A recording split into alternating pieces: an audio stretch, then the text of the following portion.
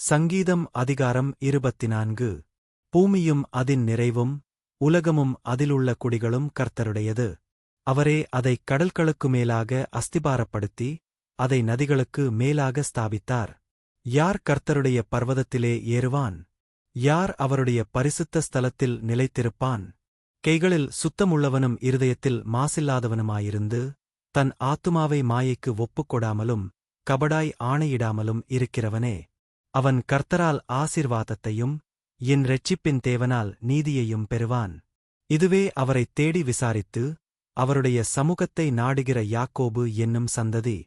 வாசல்களே, உங்கள் தலைகளை உயர்த்துங்கள், அநாதி கதவுகளே உயருங்கள், மகிமையின் ராஜா உட்பிரவேசிப்பார். யார் இந்த மகிமையின் ராஜா? அவர் வல்லமையும் பராக்கிரமமுமுள்ள கர்த்தர், அவர் யுத்தத்தில் பராக்கிரமமுள்ள கர்த்தராமே. வாசல்களே, உங்கள் தலைகளை உயர்த்துங்கள், அநாதி கதவுகளே உயருங்கள், மகிமையின் ராஜா உட்பிரவேசிப்பார். யார் இந்த மகிமையின் ராஜா?